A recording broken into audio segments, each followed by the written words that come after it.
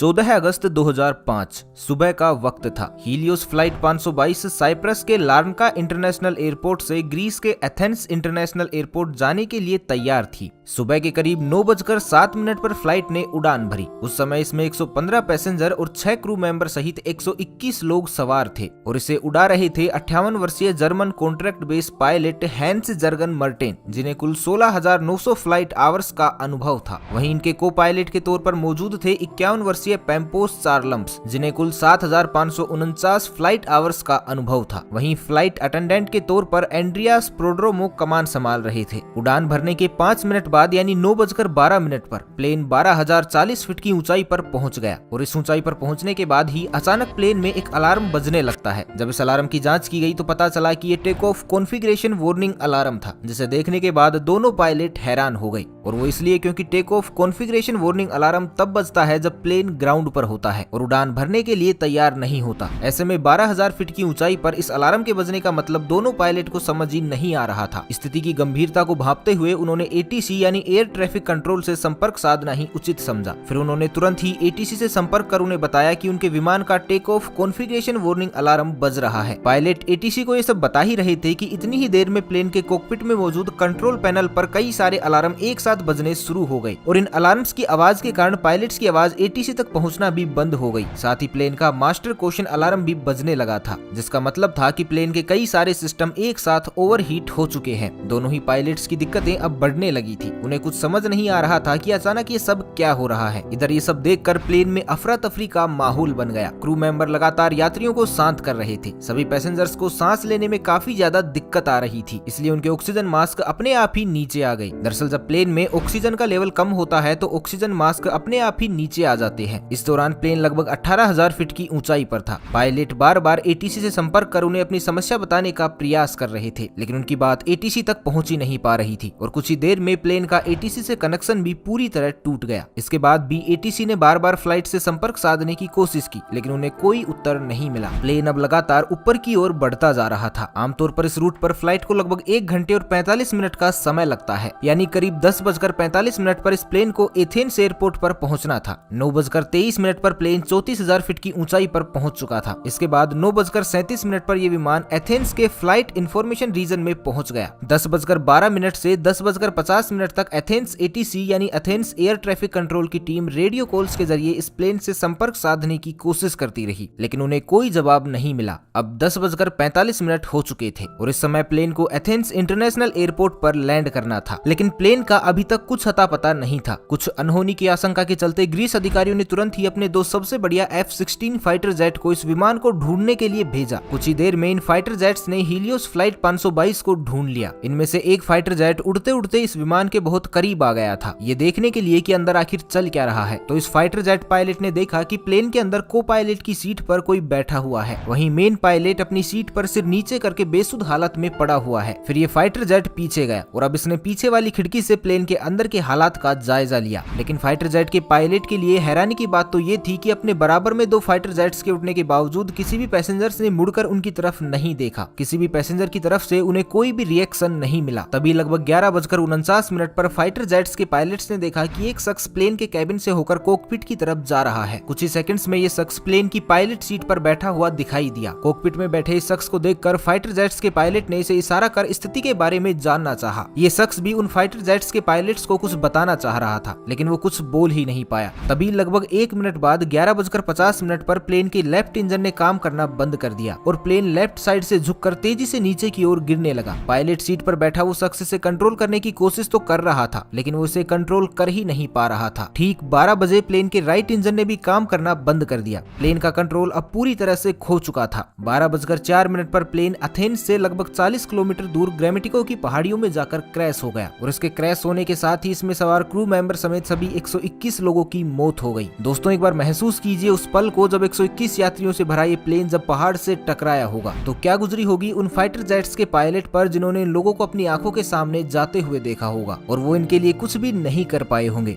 इसके बाद ग्रीस में फ्लाइट 522 के क्रैश होने की खबर सभी जगह आग की तरह फैल गई। तुरंत रेस्क्यू ऑपरेशन चलाया गया। सभी 121 लोगों की डेड बॉडी को एक एक करके ढूंढकर बाहर निकाला जाने लगा। लेकिन जब हादसे में मिली कुछ लोगों की डेड बॉडी की ऑटोप्सी की गई तो एक चौंका देने वाली बात सामने निकल कर आई। दरअसल जहाज में मौजूद ज्यादातर सभी लोग और पायलट्स प्लेन के क्रैश होने से पहले ही मर चुके थे। तो अब यहाँ सबसे बड़ा सवाल ये था कि जब पायलट प्लेन के क्रैश होने से पहले ही मर चुके थे तो लगभग 2 घंटे तक प्लेन का कंट्रोल किसके पास था। तो दोस्तों, हमने वीडियो की शुरुआत में एक व्यक्ति का जिक्र किया था, फ्लाइट अटेंडेंट एंड्रियास प्रोड्रोमो। जी हाँ, वो एंड्रियास प्रोड्रोमो ही थे जिन्होंने अभी तक इस जहाज को संभाले रखा था, क्योंकि अंत में उनकी ही आवाज एटीसी को सुनाई दी थी। एंड्रियास ने करीब 5 बार मेडे मेडे कहकर मदद की गुहार लगाई थी। Mayday. Flight 5.